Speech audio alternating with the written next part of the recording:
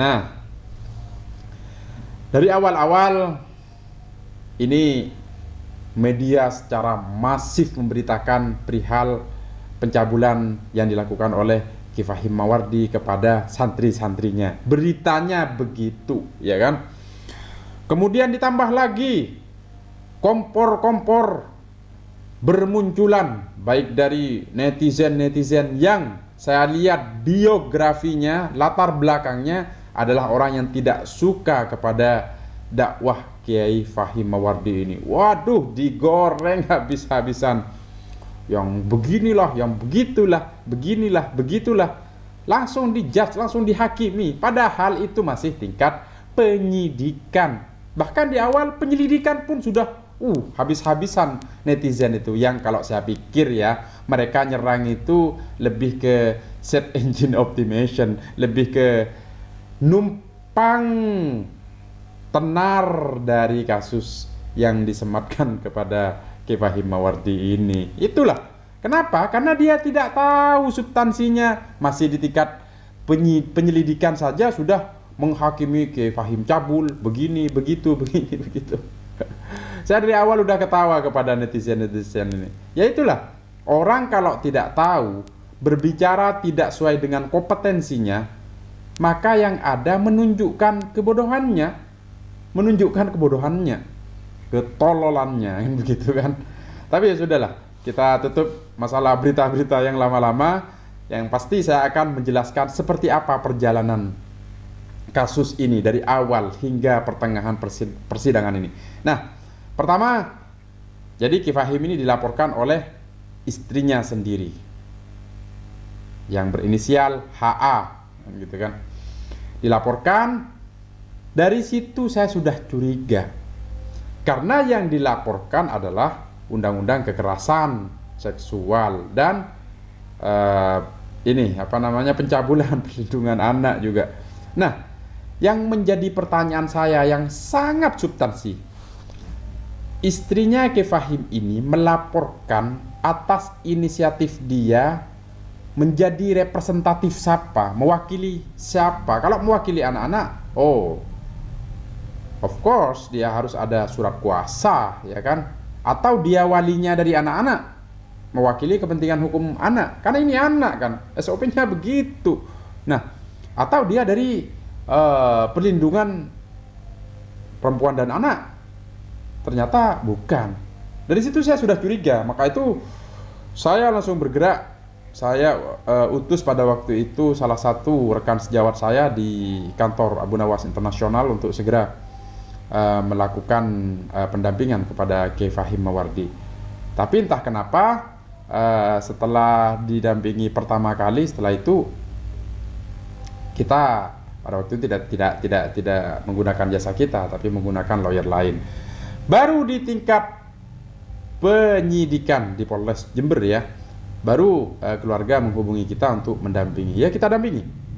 Lagi-lagi saya tetap bertanya-tanya, siapa yang menjadi pelapor dari kasus ini? Nah, itu yang menjadi pertanyaan yang sangat amat substansi. Siapa yang menjadi pelapor ini? Akhirnya saya dampingi.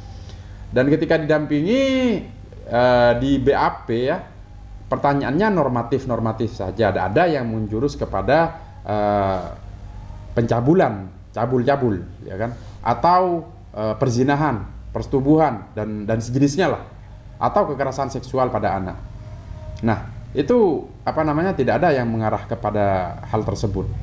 Kemudian karena ditetapkan tersangka dan menurut hemat kami dilakukan penahanan itu ada beberapa hal yang menurut hemat kami tidak sesuai dengan KUHAP, maka kita uji pada waktu itu pra peradilan. Namun pada waktu itu bukti surat yang diajukan oleh kepolisian perihal SOP-nya sudah sudah sesuai dengan prosedur, maka oleh majelis hakim tidak dapat diterima.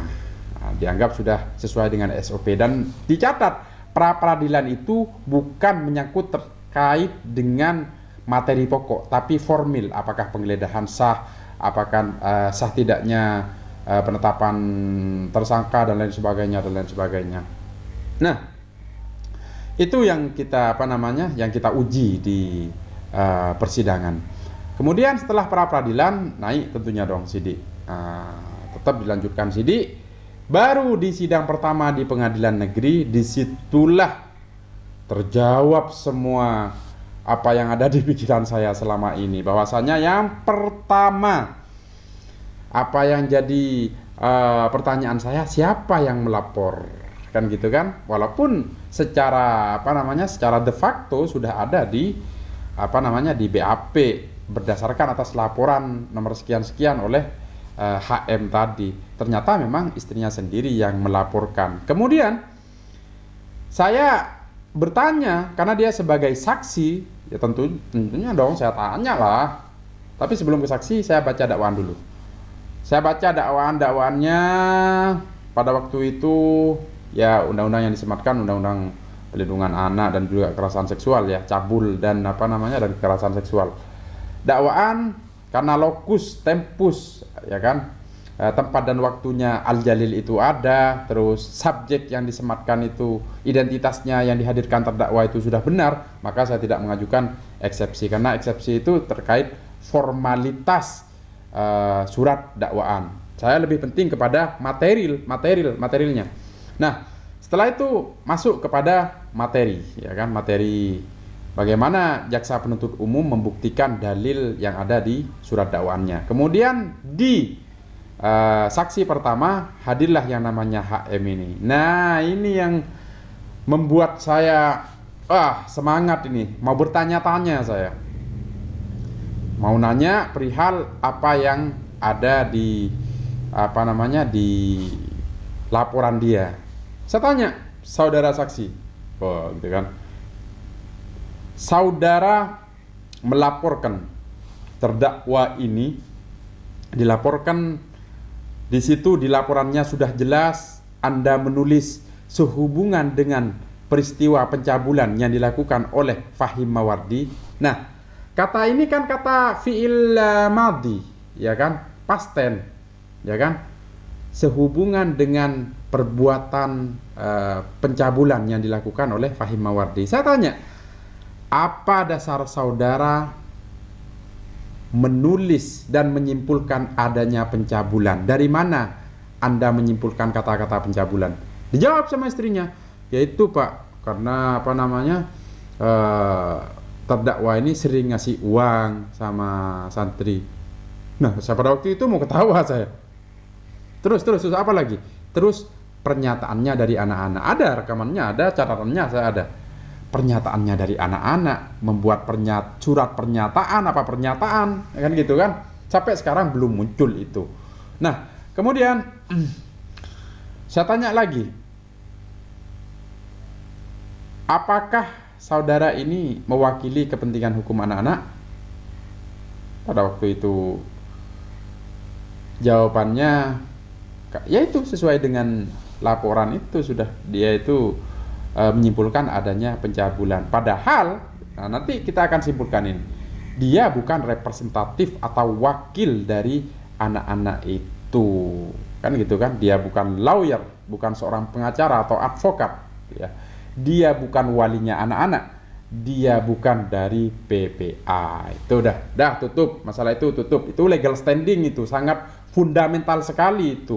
Siapa yang melaporkan, siapa yang dilaporkan itu fundamental sekali, sangat dasar sekali itu. Dari sini sudah dapat kita simpulkan bahwa yang melaporkan adalah istrinya, tidak mewakili kepentingan hukum daripada anak-anak. Nah, untuk menguji kepentingan hukum dari anak-anak, apakah ada anak-anak ini keinginan untuk melapor, maka sesuai dengan yang ada di BAP ya, maka dihadirkanlah anak-anak itu tadi. Saya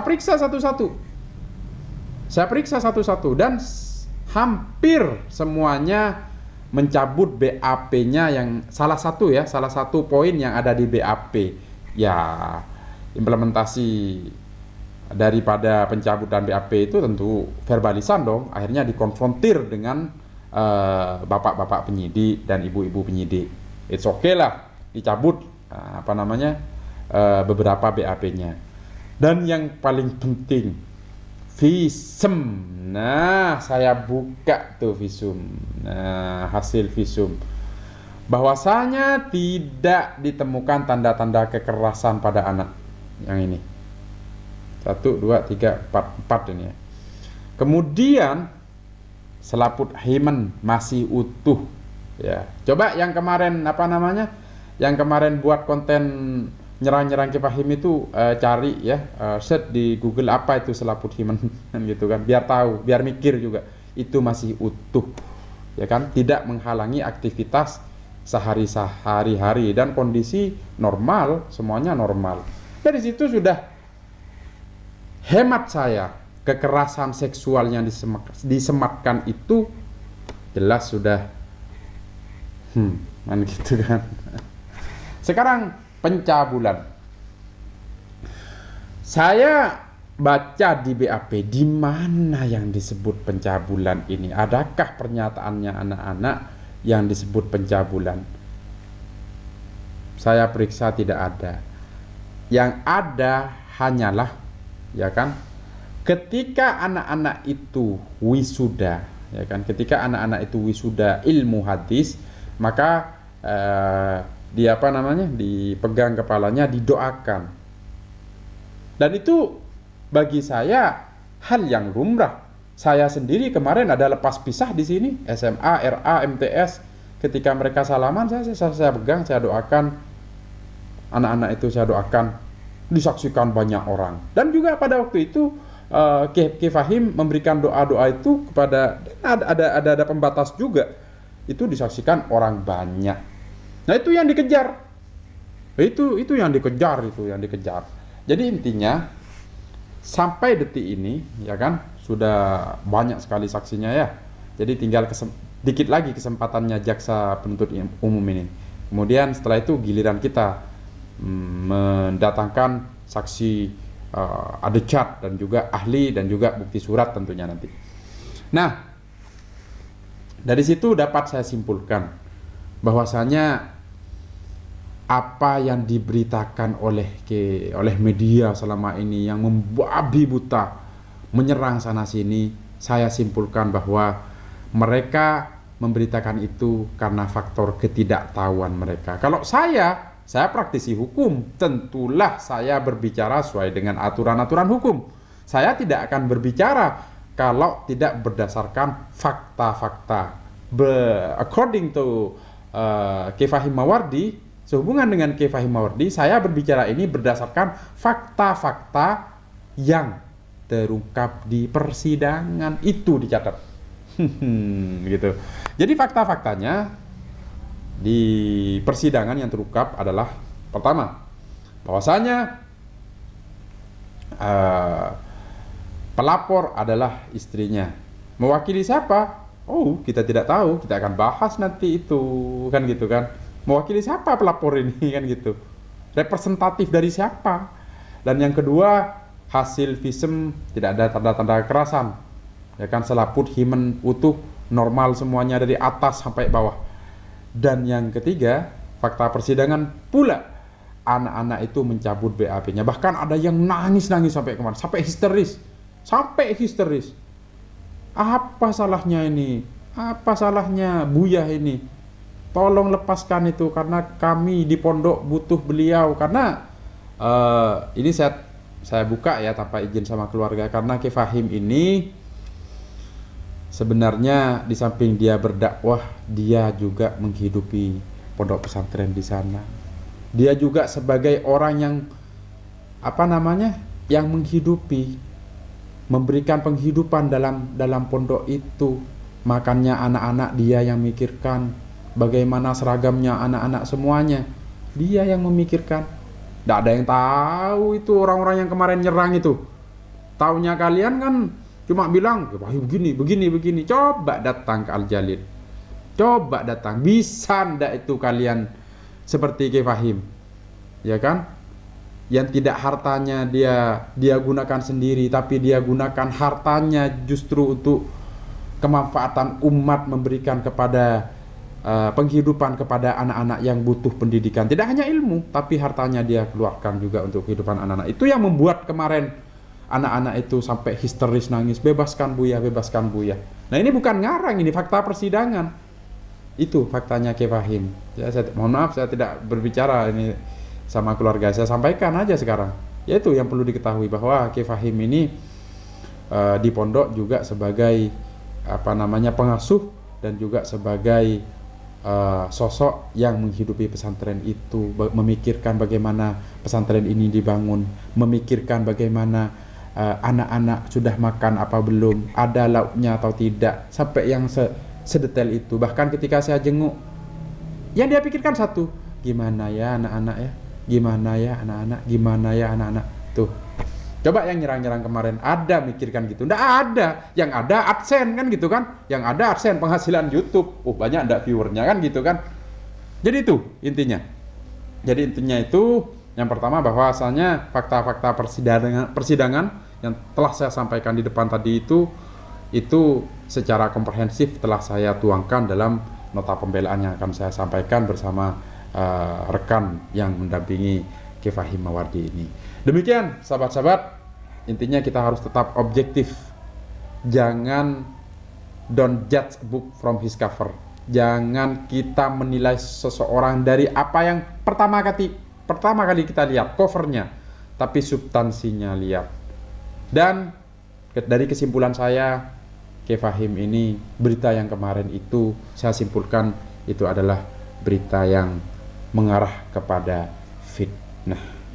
Berdasarkan apa? Berdasarkan fakta-fakta persidangan. Demikian sahabat-sahabat, semoga bermanfaat. Ayo kita objektif, ayo kita sayangi diri kita sendiri, sayangi agama kita, sayangi bangsa kita, sayangi penegak-penegak hukum kita, sayangi saudara-saudara kita se-Indonesia.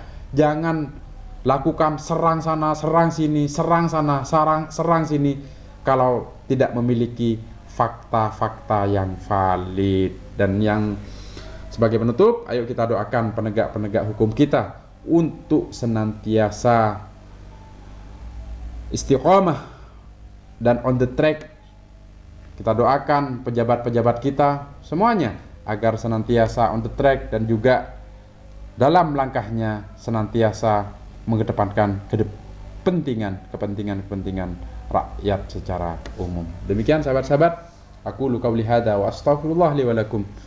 Allahumma shalli ala sayyidina Muhammadil fatih lima ulik wal khatim lima sabaq nasilil haq bil haq wal hadi ila siratikal mustaqim wa ala alihi حق قدره ومقداره العظيم ثم السلام عليكم ورحمة الله وبركاته.